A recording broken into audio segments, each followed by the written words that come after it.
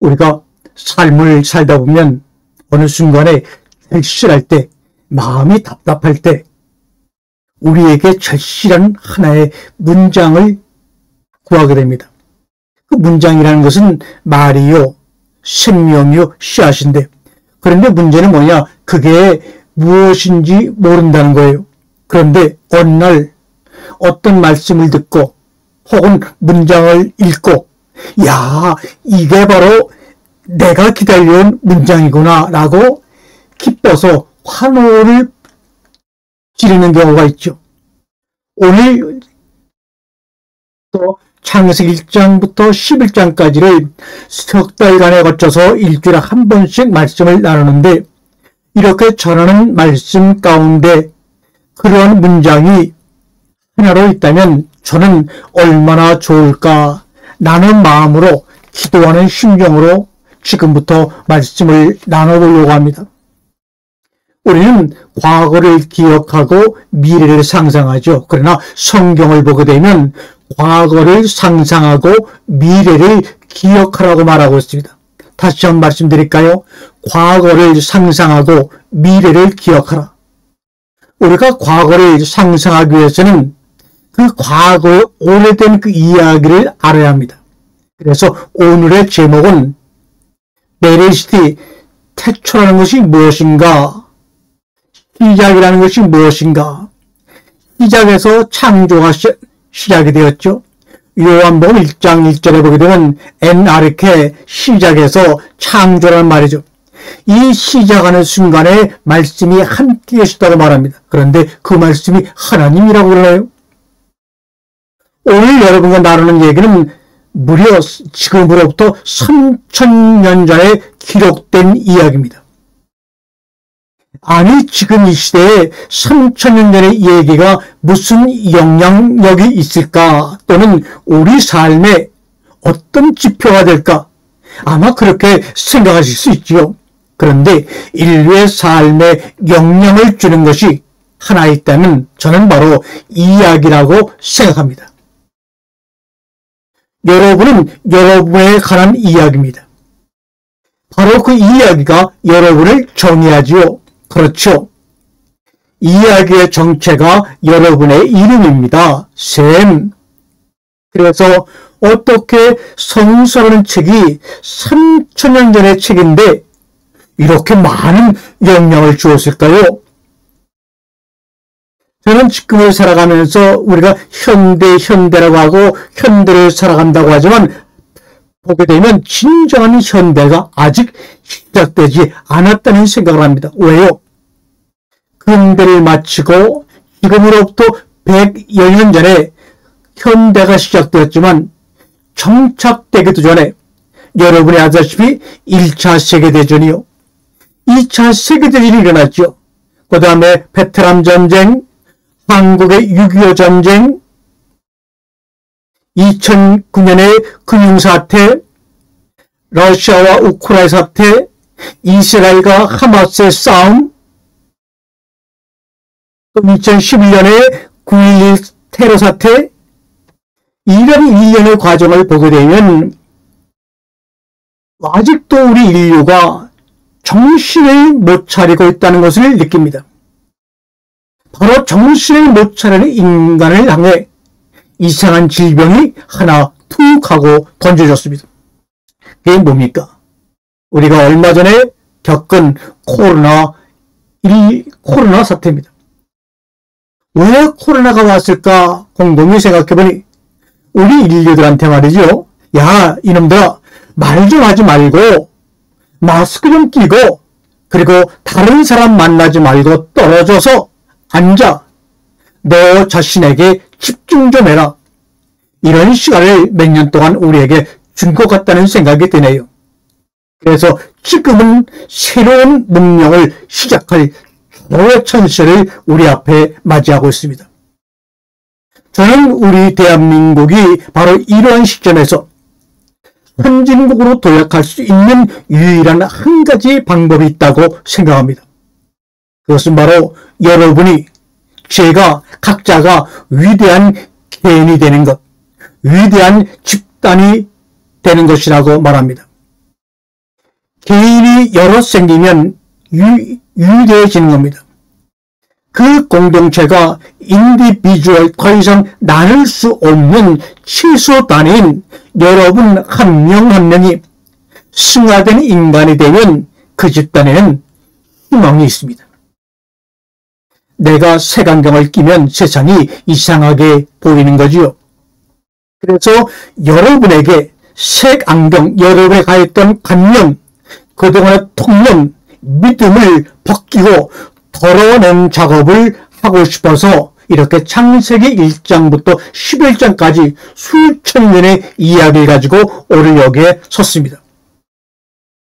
그 벗기는 작업을 가장 오래된 이야기로 하려는, 그래서 성서에 나오는 특별히 창세기 1장부터 11장까지 이야기입니다. 오늘 테스트 두 개는 창세기 1장부터 나오는, 이거는 기원전 6세기의 테스트고요. 창세기 2장 4절 전반 후반절이라고 하는 것은 기원전 10세기 테스트입니다. 그런데 이 테스트는요, 아주 오래된 이야기의 기록입니다.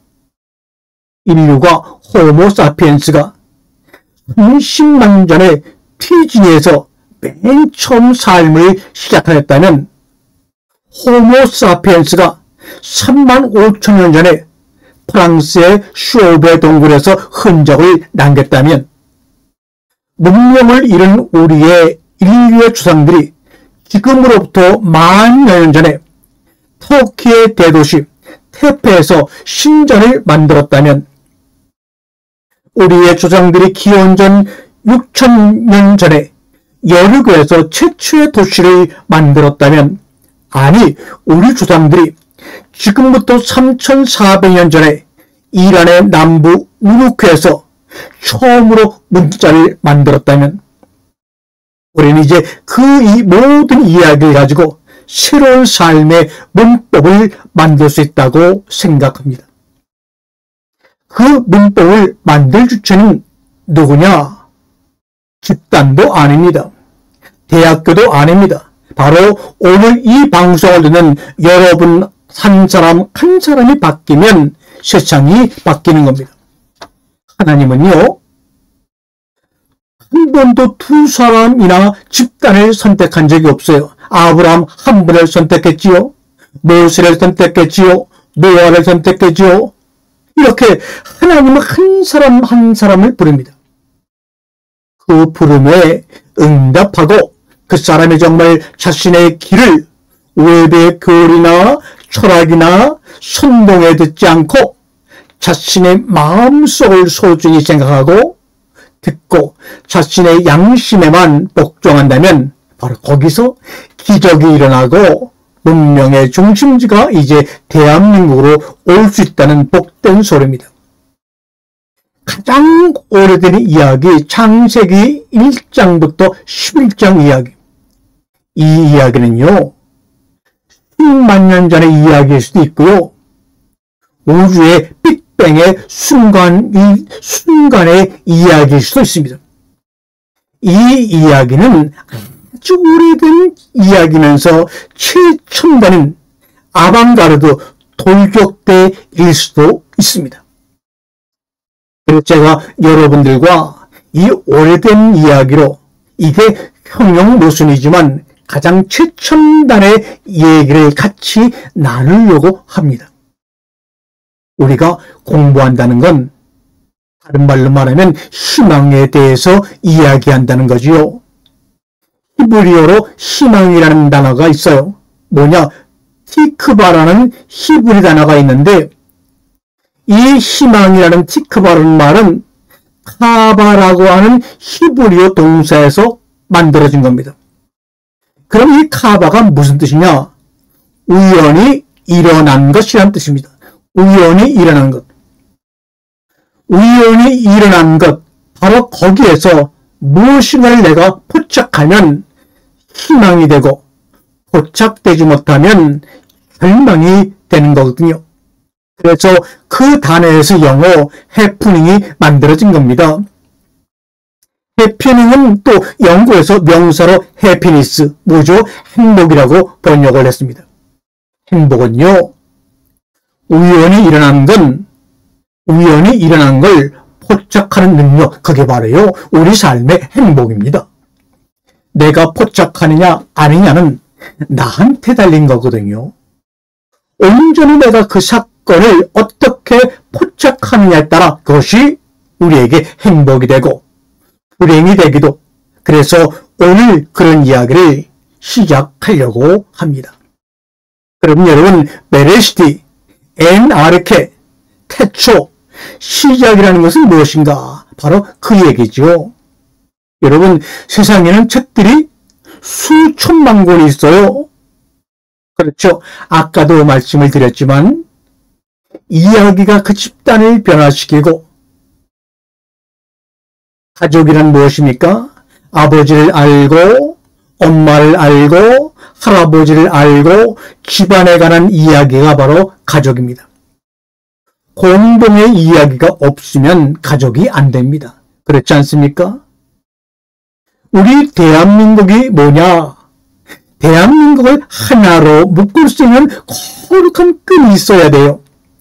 저는 이것을 홀리 코드라고 말하고 싶은데, 이 홀리 코드, 안 보이는 끈, 그걸 기억이라고 말씀드린 것이고, 그 기억이, 대한민국이, 그 기억은 숫자로는 계산할 수가 없고요. 그 기억은 권력으로도 만들 수가 없는 겁니다. 그 기억은 참으로 재미있어요. 모든 사람이 기꺼이 자신의 마음에 품을 수 있어야지만 기억이 되고 이야기가 되는 거거든요. 그 품을 수 있는 기여를 갖고 있는 공동체가 사실은 든든하고 단단하고 매력있고 특별히 선진국이 되는 것. 그런데 그 이야기가 우리 대한민국에 보이지를 않아요. 사람들이 보이지 않는다고 무시를 해요. 무슨 충성은 어디서 오냐? 내가 기꺼이 그 구별된 이야기에, 그 구별된 이야기가 비록 가짜라도 상관없어요. 내가 믿으면 되니까요. 우리 성경에 출애굽 이야기가 있지 않습니까? 그런데 고대 이집트 문헌에는 전혀 출애굽 이야기가 나오지 않고 기록되어 있지 않습니다. 이게 가짜다 얘기를 많이 합니다. 그러나 가짜면 어떻습니까? 그 이야기를, 출애굽 이야기를 이스라엘 공동체가 만들어졌거든요. 내가 믿느냐? 이것이 문제지, 이게 확인하느냐? 문제가 아닙니다. 내가 믿고 내 삶을 변화시키느냐가 문제지, 이게 진짜야 가짜야, 이게 진리냐 아니냐, 실증의 문제가 아니라 이 말이에요. 사실은 그런 의미에서 우리가 아는 선이냐 악이냐, 니체가 말한 것처럼 선각을, 이것을 뛰어넘어야 됩니다. 우리는 지금 그러한 시대에 왔습니다. 내 삶에서 나를 감정적으로 표현할 수 있는 한 가지가 뭐냐? 그게 바로 그 사람의 아우라거든요. 그걸 다른 말로 말하면 그 사람의 브랜드예요. 브랜드. 이 브랜드를 만드는 이야기를 하고자 합니다. 그 브랜드로 가장 성공한 게 창세기 1장의 창조 이야기입니다. 이것처럼 유명한 이야기가 어디 있습니까? 그런데 사람들이 이걸 갖고 이게 진짜야 가짜야? 아니, 그게 아니라 유럽 서양인이라는 것을, 그것이 유럽 서양이라는 것을 만들어버렸어요.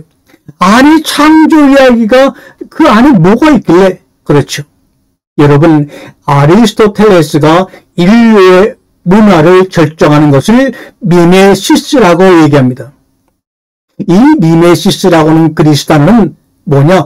흉내를 내는 겁니다. 흉내내다. 흉내라고 번역하기도 하고, 혹은 우리가 이거 드라마에서 재현 배우가 있는데 재현이라고 번역도 합니다. 그런데 이 흉내를 내고 재현하는 이 미메시스에는 6가지 요소가 있다고 아리스토텔레스는 이야기하죠. 첫 번째는 뭐가 있느냐? 첫 번째는 줄거리. 여러분, 이야기가 재밌으려면 줄거리가 있어야 됩니다. 이걸 그리스어로 미소스, 우리가 신화 말하는 그 신화라는 말이 바로 그리스어로 미소스입니다. 미소스. 어떤 영화가 정말 명화냐 아니냐 하는 것은 말이죠. 여러분 아시죠? 이 연세 드신 분들은 바람과 함께 사라지다는 그 영화를 아직도 기억할 것입니다. 아직도 그 영화가 감동적인 이유는 뭐냐? 뭔지 모르는데 거기에 줄거리가, 감동적인 줄거리가 있다는 거예요. 감동적이기 위해서는 수많은 시행착오로 그 라인이 쭉 들어갈 수밖에 없어요. 이게 바로 신화라고 하는 것이고, 우리나라 말로 말하면 전설이라고도 얘기할 수 있을까요? 미소스입니다. 두 번째는 거기에 등장하는 인물이 괜찮아야 되는데, 이거를 에토스라고 그럽니다. 에토스라는 것이 등장인물이면서 그 사람의 습관을 뜻하는 겁니다. 그리고 세 번째는 디아노이아, 중요한 주제, 철학이 있어야 됩니다. 사랑이라든가 정의라든가 하는 이 디아노이아가 있어야 되죠. 그 다음에 필요한 것이 오시스, 이 말은 무대장치 또는 음악의 멜로디 이런 것들입니다. 이런 것들이 다 있는데 우리 대한민국을 보니까 멜로디하고 무대장치, 오시스는 보여지고 소리가 나는 거는 상당한데, 그래서 K컬처가 지금 많이 번지고 있는데 그 속에 뭐가 없어요? 디아노이아, 철학이 없습니다. 그러므로 K컬처가 더 확장되고 성장하기 위해서는 무대장치와 멜로디와 춤 속에 디아노이아, 철학을 심어줘야지만 온 세계 젊은이들과 모든 사람들의 K컬처로 든든히 뿌리를 내릴 것입니다. 에토스, 이 개개인의 개성이 없어요. 가장 중요한 것이 전체를 아우르는 뉴소스, 줄거리가 필요합니다. 우리가 그것을 구축해야 되지만 대한민국이 어렵게 지금 당군 할아버지 이래 이런 K컬처라고 하는 이런 기회가 와서 이 다음으로 모든 것들이 점프할 수가 있습니다. 그래서 제가 미소스하고 에토스, 디아노이아 이야기를 오늘 창세기 1장부터 11장으로 제가 여러분에게 말씀을 나누려고 합니다. 우리가 아는 구약성경이 오늘날 형태로 이 책으로 글로 기록된 것은 기원전 3세기입니다. 성경에 원전은 없지요. 기원전 3세기에 그래서 이 책으로 정말 만들기 위해서 그러면은 어떤 책을 맨 앞에 놓을까? 어떤 책을 맨 뒤에 놓을까? 여러 가지 사본이 쭉 있었거든요. 그래서 그 사본들을 쫙 놓고. 근데 그 당시에 사본들은 뭘로 만들어냈냐? 파피루스나 아니면 가죽으로 만든 두루마기였습니다. 그래서 두루마리로 해서 예수님이 해당에 갔을 때 두루마리를 쫙 폈더니 거기서 이사야서가 나와서 그것을 예수님이 읽으셨죠. 우리가 지금 보는 책 형태인 코텍스 형태는 순서가 있고 차례가 있는 코텍스는 기원 후 만들어진 겁니다. 그 당시에는 책을 만드는 바인딩 기술이 없었어요. 그런데 이 바인딩 기술이 있고 난 다음에 이제는 책을 만들 때 무엇이냐 순서가 중요하죠. 그 전까지는 그냥 두루마리 파피루스를 하나씩 갖고 다녔기 때문에 순서라는 것이 필요하지 않았고 없었어요. 그런데 이 바인딩이 돼서 책이 나오게 되자 뭐를 맨 앞에 두고 뭘 뒤에 두고 하는 것이 상당히 중요했습니다. 그래서 유대인의 성서하고 기독교의 성서는 순서가 다릅니다.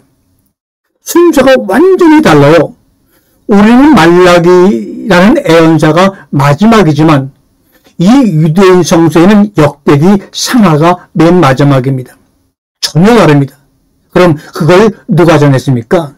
정한 사람들이 있어요. 그래서 이런 구약 성경, 이건 레닌그라드 콤플렉스라고 하는 사본인데 1008년도에 발견됐고, 그게 이제 10세기의 테스트고, 이것보다 좀 오래된 사본이 있는데 그게 바로 알레포 테스트라는 것이 있는데, 이것이 1947년 이후에 사본의 일부가 분실되어 버리는 바람에 지금까지 손정없이 보존된 성경의 사본은 레닌그라드 사본밖에 없습니다. 우리 구약 성경 중에서 창조 이야기가 나오는데 창조 이야기는 두 개가 있어요.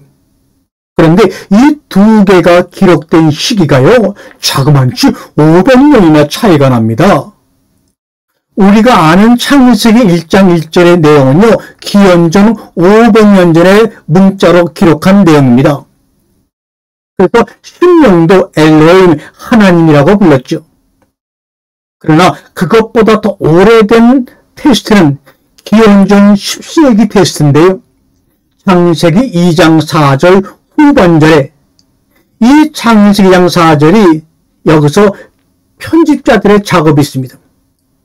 2장 4절 전반절은요, 기원전 6세기의 테스트고 2장 4절 이후 후반절은요, 기원전 10세기 테스트입니다. 그런데 2장 4절부터는 거기에 나오는 테스트에는요, 하나님에 대한 명칭도 틀립니다.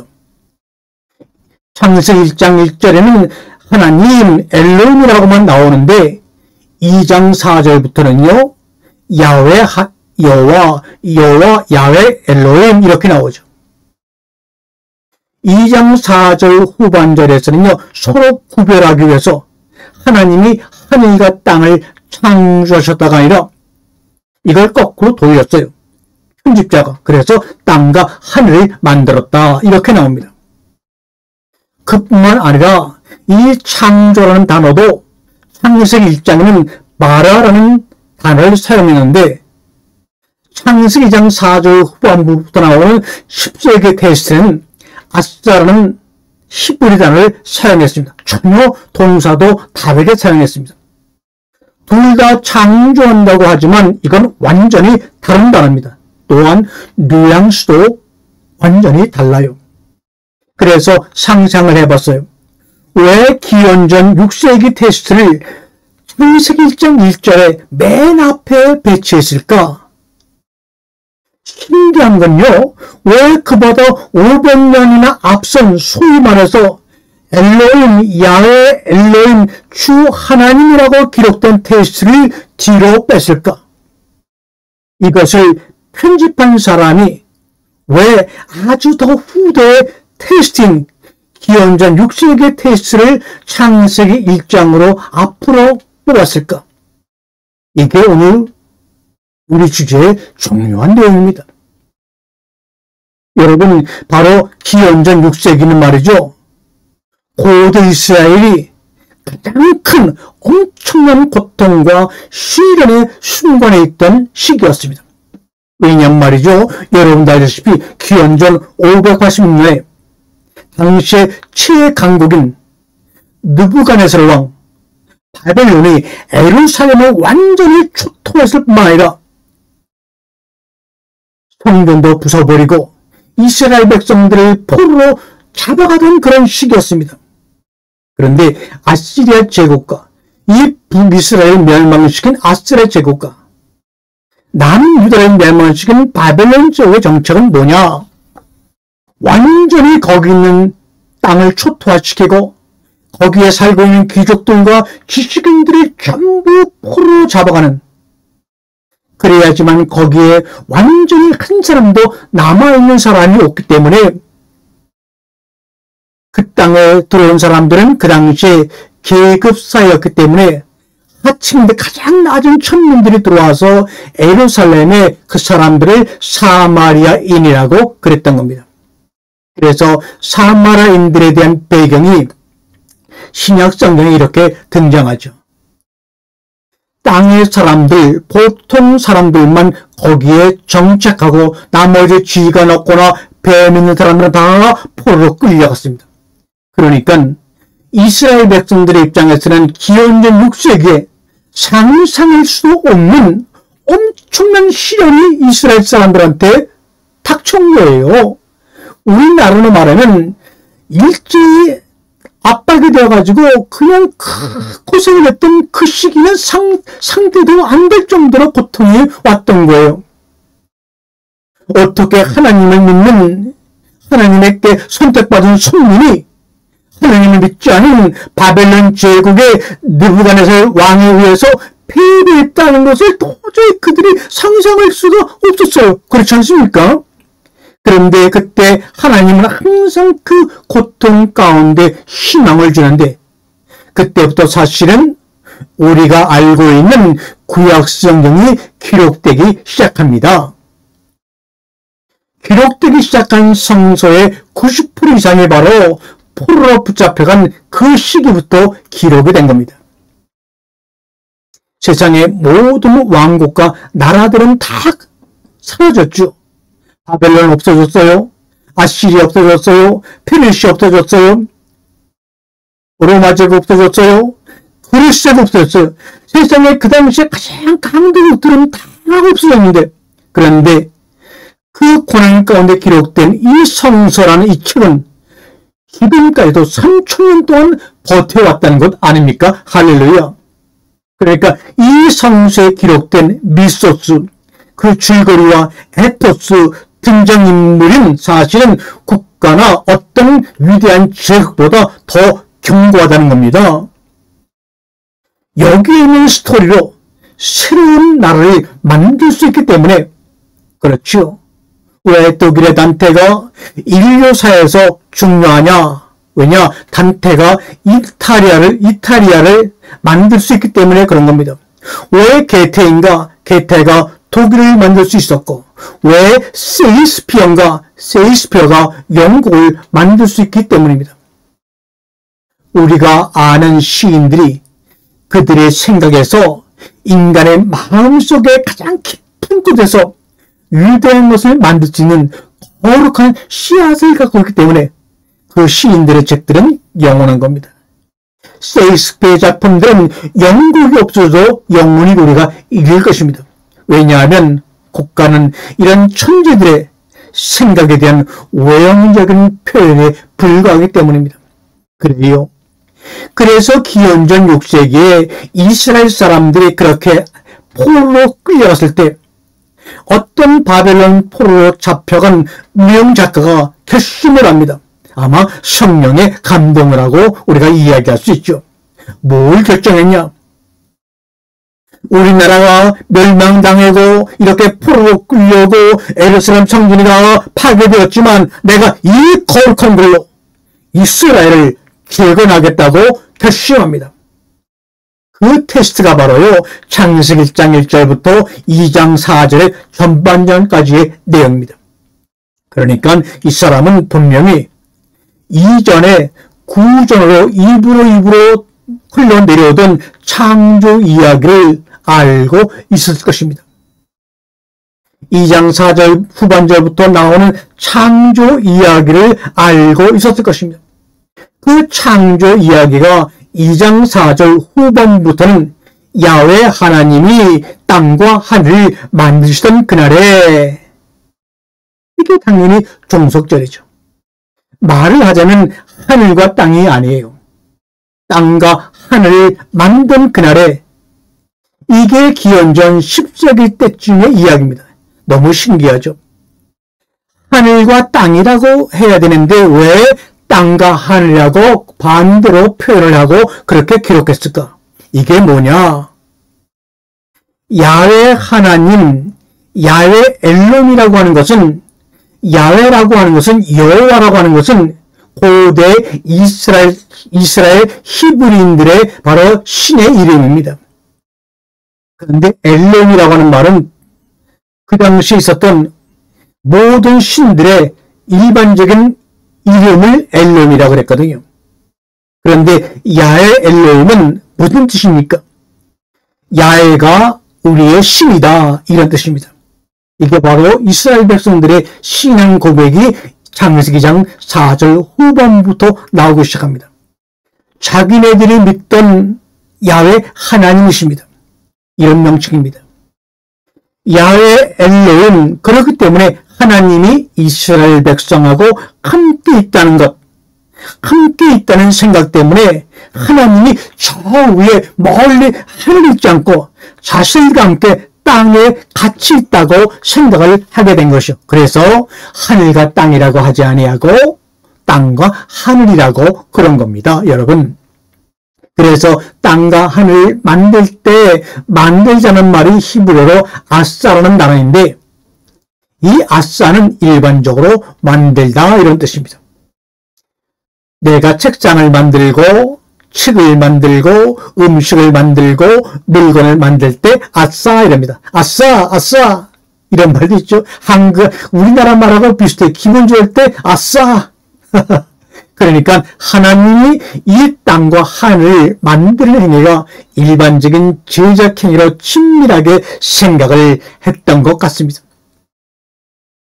이거에 대한 이 기원전 이제 10세기라고 하면 거기 이거에 대한 기원전 2세기 70인 번역을 보면, 그런데 여기에는 이 70인 헬라어 번역을 보게 되면 땅과 하늘이라고 번역을 하지 않고 그냥 생각으로 하나님의 마음을 모르고 그 당시 이스라엘 백성들의 마음을 모르고 그냥 하늘과 땅으로 번역을 했다는 겁니다.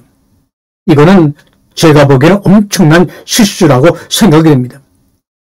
70인역 성경은 신약 성서, 성서 복음서 기자들이 구약 성경을 인용할 때 사용했던 인용 성서입니다. 그런데 이 중요한 부분에 완전히 실수가 버린 겁니다. 하늘과 땅이 아니라 땅과 하늘이라고 번역을 해야 되는데 잘못 번역합니다. 그런데 이 잘못 번역한 하늘과 땅을 그걸 그대로 베낀 그 당시 5세기에 등장한 히에로스무스라는 사람도 라틴어 번역을 할 때 그대로 하늘과 땅이라고 번역을 해버리고 말았어요. 이건 아주 엄청난 실수예요. 그래서 70인역이 실수했다, 이렇게 이야기할 수 있습니다. 이거에 대한 이 테스트가 있는데 창세기 1장은 전혀 또 달라요. 창세기 1장을 앞으로 놓은 이유가 있습니다. 왜냐하면 이스라엘 백성들이 이스라엘 나라가 가장 풍성하고 부흥되고 잘 때가 바로 기원전 10세기 다윗 왕 솔로몬 왕 때 아닙니까? 기원전 10세기는 아시리아 제국이 멸망하고 있고 바벨로니아 제국도 멸망하고 있고 그 당시 이집트에서는 내전 문제로 그 당시에 팔레스타인의 브레셋 제국이 완전히 혼돈되었습니다. 다시 말하면 기원전 10세기는 주변의 모든 강대국들이 내란이다 멸망하고 망하고 혼돈되었습니다. 그래서 조그만 나라가 거기에서 독립을 해도 주변의 고대 강대국들이 참여를 못합니다. 그때 사울과 솔로몬과 다윗이라는 이스라엘 국가가 바로 그때 탄생한 겁니다. 그러니까 그때는 이스라엘 사람들이 하나님이 자기 편이라고 단단히 생각을 했던 것 같습니다. 그래서 야훼 하나님이란 말을 쓰고 땅과 하늘이라고 쓴 겁니다. 그러나 창세기 1장은 전혀 다릅니다. 왜냐하면 창세기 1장을 기록할 때는 나라를 잊어버리고 예루살렘 완전히 초토화되고 성전은 무너지고 그 당시에 지식인들과 많은 사람들이 바벨론으로 3번에 걸쳐서 끌려간 시점에서 고통이지만 새로운 희망의 글을 써야 되는데 이것이 바로 창세기 1장입니다. 그래서 창세기 1장은 이렇게 해석합니다. 처음이라는 말을 멜레스트라는 말을 멜레스트. 베이트가 뭐냐? 베이트는 전치사입니다. 이게 뭡니까? 베이트는 우리가 살고 있는 하우스, 집이라는 뜻입니다.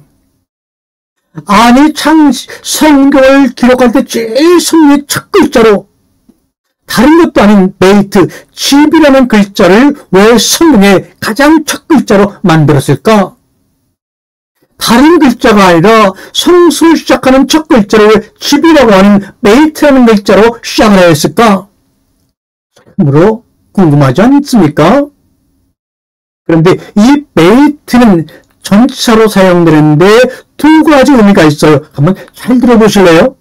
첫 번째는 전치사로서 초석격으로 영어로 무엇 안에라는 뜻이 있고, 두 번째는 도구격으로 무엇을 가지고 오라는 뜻이 있습니다. 그러니까 창세기 1장의 첫 번째 이 베이트는 무엇 안이라는 인이라는 말도 되고 무엇을 가지고 오라고도 해석할 수가 있습니다. 그런데 이 글자 자체가 집이라는 게 그렇지 않습니까? 집이라는 것은 들어가는 정문이 있어요. 입구가 환하게 열리고 또 그것이 형성합니다. 입구가 열리고 나머지는 전부 이렇게 닫혀 있어요. 이 베이트라는 글자가 보면은 이렇게 생겼습니다. 이렇게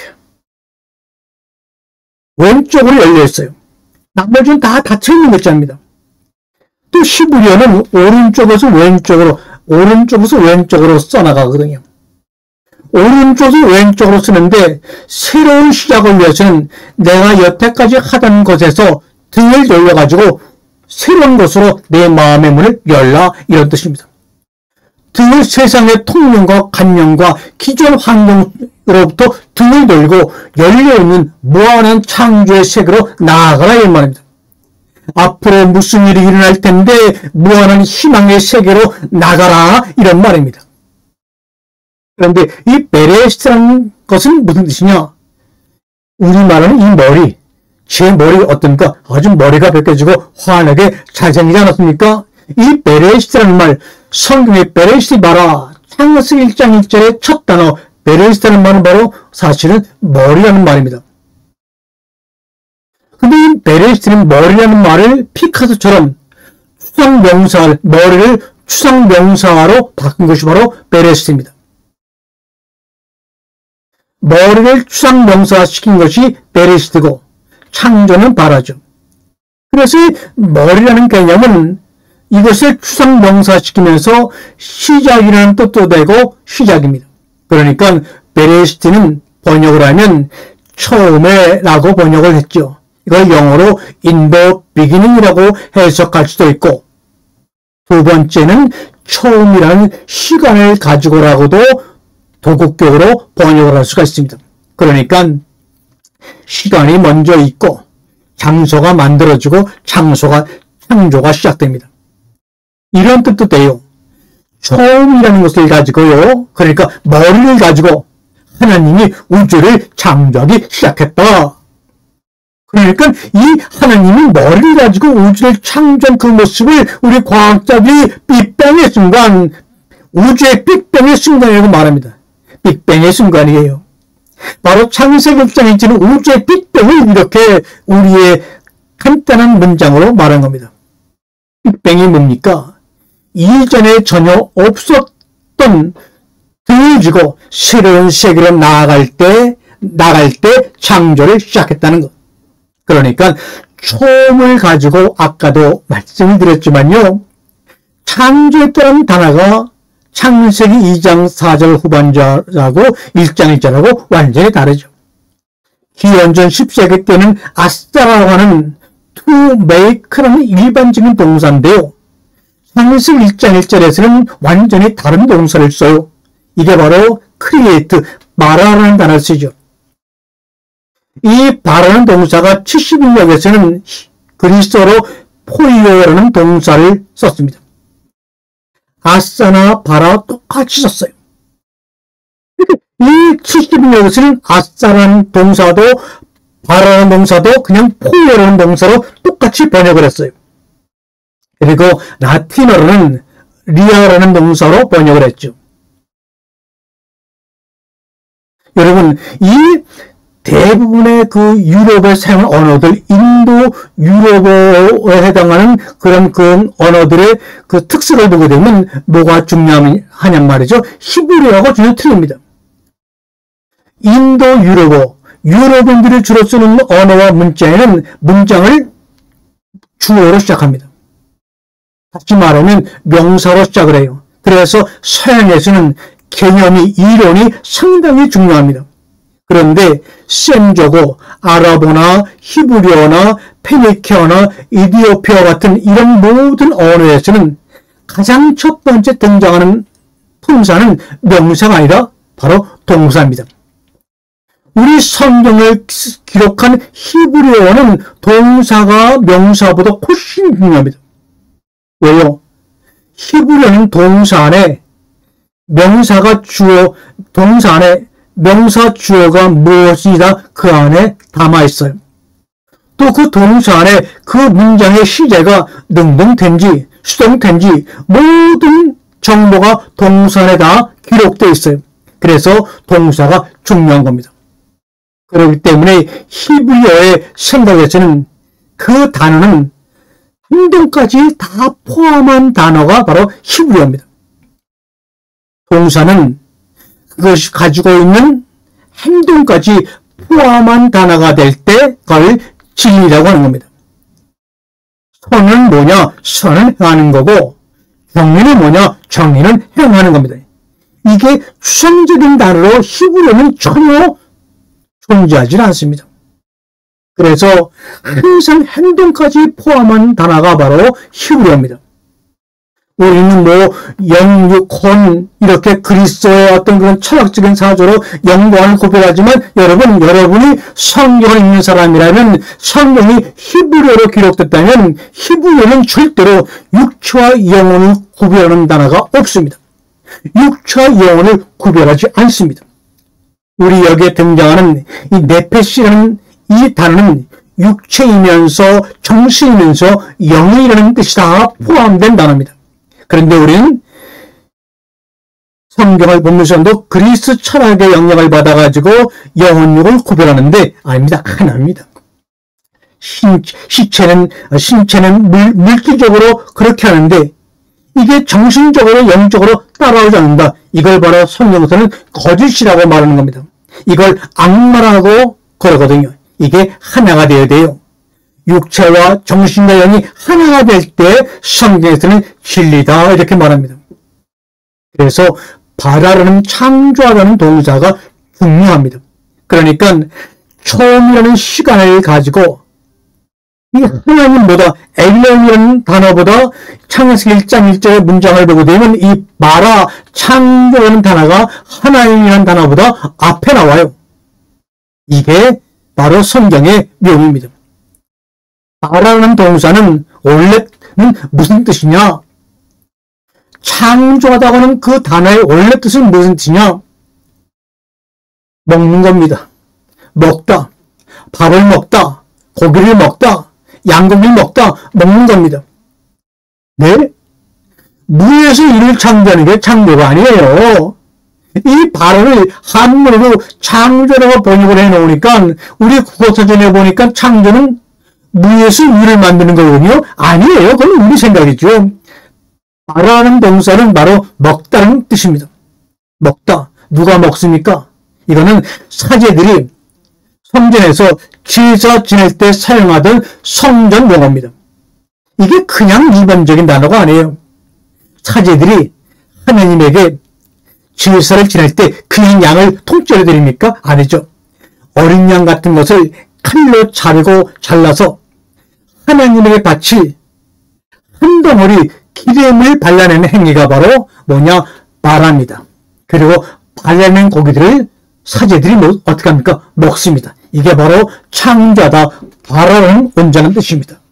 그래서 이 바라라는 동사에서 나온 것이 이스라엘만의 아주 중요한 사회적인 계약이 나오는데 그것이 바로 컨버넌트, 다르게 말하면 베리트라는 말이 계약 언약이라는 말인데 이 베리트라는 말은 뭐냐?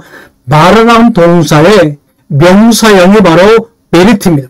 그러므로 창조하다고 하는 바라와 언약하다는 언약이라는 말은 같은 어원입니다. 베리트, 영어로 말하면 컨버넌트, 이게 뭐냐? 예수 그리스도의 죽음과 부활을 통해 하나님과 그의 백성 사이를 맺는 결코 끊어지지 않는 관계적이고 영원한 언약이 바로 메리트요.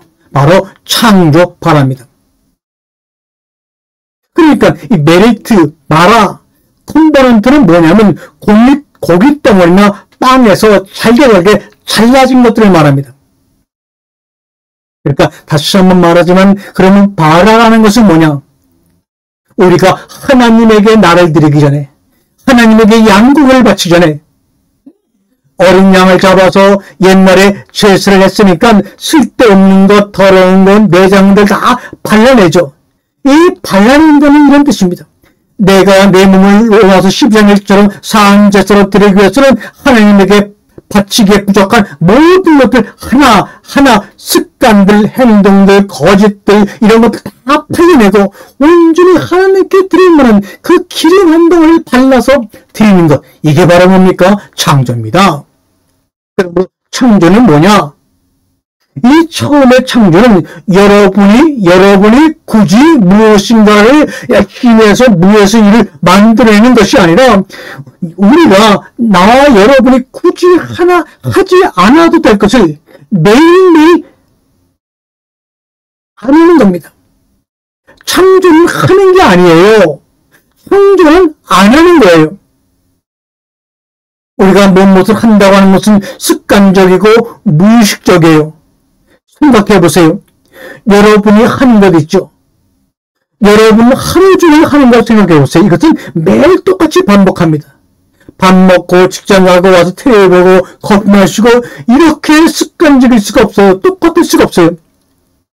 이 습관적이고 무의식적으로 반복하는 겁니다. 그러나 안 하는 것은요, 의식적인 결단이 필요합니다. 창조는 의식적으로 결심이 요하는 겁니다. 이 말이에요. 그거를 누가 보여줬냐? 바로 창세기 1장 1절에서 하나님이 우리에게 보여준 것을 베레시트 바라 엘로힘, 하나님이 우주를 창조했다 그겁니다. 우리는 창세기 1장 1절에 하나님이 하늘과 땅을 창조했다 이러는데 이거 그렇게 번역하면 안 될 것 같아요. 하늘과 땅이 아니죠. 빅뱅의 순간에는 하나님이 태초에 하나님이 우주를 창조했다 이렇게 번역을 해야죠. 우주, 하늘과 땅과 우주는 천지 차이죠. 그래서 맨 처음 태초에 하나님이 한 행위는 뭐냐? 뭔가를 안 하기로 했다는 거예요.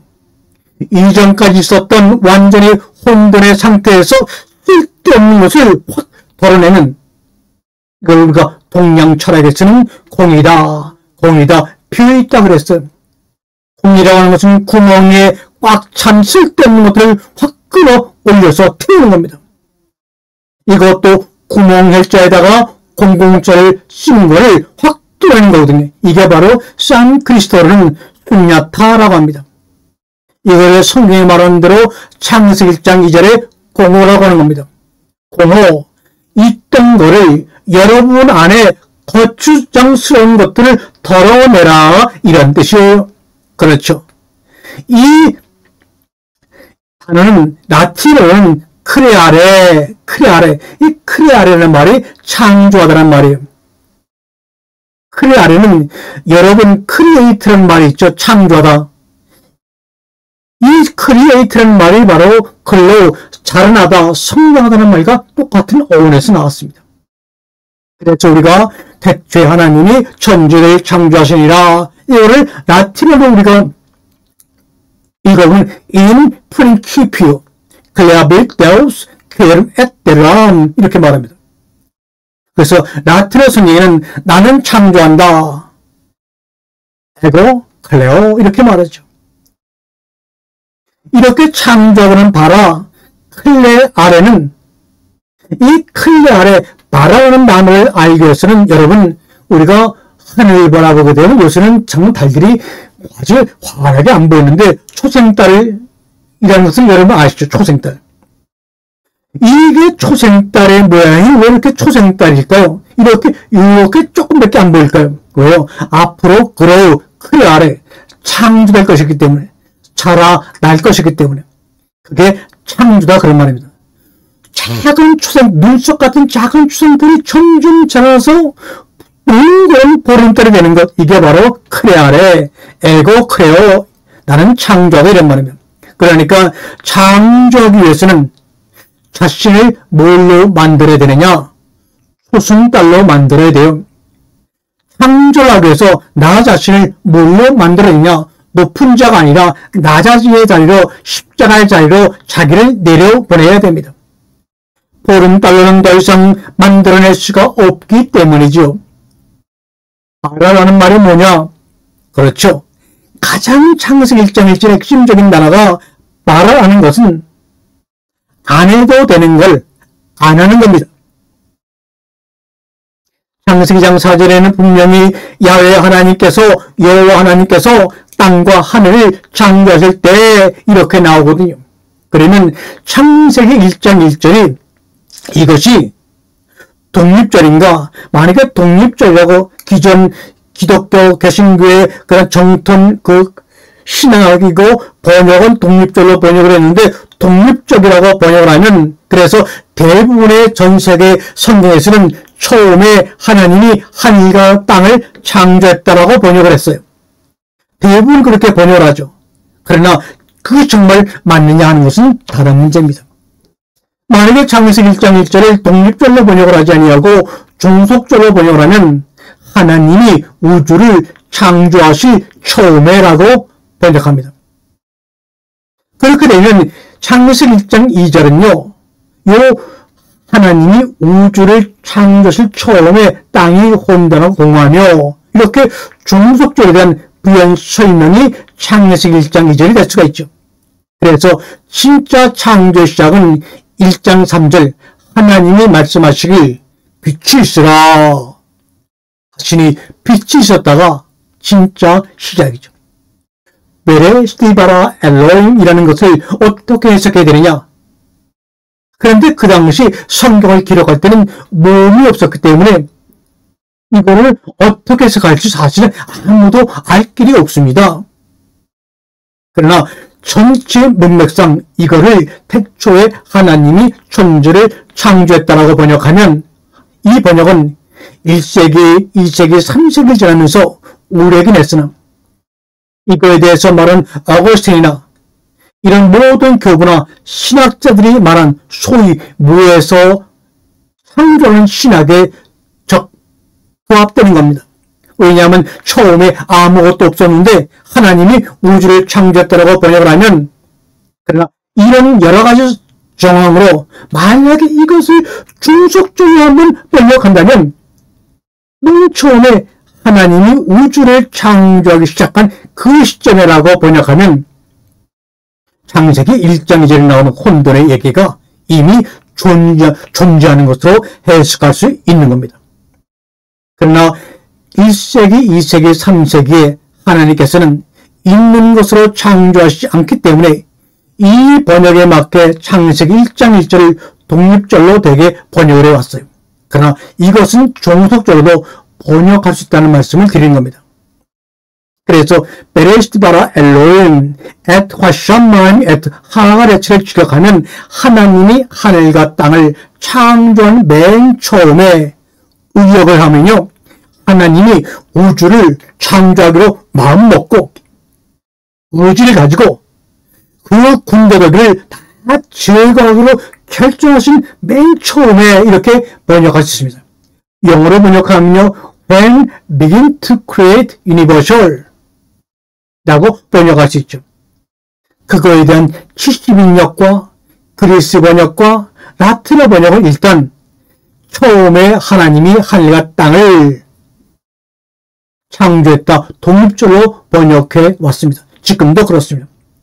이렇게 되고 2장 4절 후반절의 내용은 야훼 하나님이 땅과 하늘을 만드시던 날에 그러니까 원본에서는 땅과 하늘이라고 반대로 틀었는데 밑에 있는 그리스 번역이나 라틴어 번역은 하늘과 땅으로 둘 다 번역을 좀 아쉽겠다는 말을 다시 전문드립니다.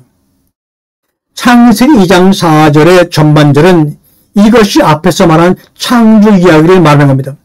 그것들이 우주가 창조되었을 때 하늘과 땅이라는 이야기다라고 끝냈습니다. 그런데 2장 4절 후반부에는 하늘과 땅을 뒤집어 보입니다. 여호와 하나님이 땅과 하늘을 만들 때, 그러니까 2장 4절 전반절과 후반절 안에는요, 그 500년의 시간의 차이가 있다는 것을 여러분 눈치챘습니까? 이건 이 성경을 기록하는 편집자가 의도적으로 이렇게 바꾼 거라고 생각합니다. 말씀대로 창세기 1장 1절부터 2장 4절 전반절하고 창세기 2장 4절 후반절부터는 하나님에 대한 이름도 다르고 하나님은 엘로힘이고 다른 하나님은 여호와 엘로힘이고 창조하다가 동작하는 바라고 하나는 아싸하고 하나는 하늘과 땅이고 하나는 땅과 하늘이라고 완전히 뒤틀리게 바뀌게 됐다라는 것입니다. 그것을 그래서 오늘 우리가 태초 베레시티 에나레케 태초란 무엇인가 시작이란 무엇인가 라는 말씀에서 시작이라는 것은 제가 히브리어 전치사 메이트리 갖고 설명해서 이전과의 결혼한 단절로 시작한 새로운 신앙에 대한 바람이다 라고 말씀을 드립니다. 그리고 그 시간을 가지고 이제 우리가 해야 될 것들, 우리 안에 알게 모르게 쌓인 것들에 대한 제거, 털어냄, 불태워버린 이것이 바로 창조가 아닌가 그런 생각을 함께 나누면서 오늘의 말씀을 나누겠습니다. 다음 시간에 이 강에서는 우리가 정말로 혼돈이란 무엇인가에 대해서 함께 말씀을 나누도록 하겠습니다. 많이 기대해 주세요. 샬롬, 샬롬.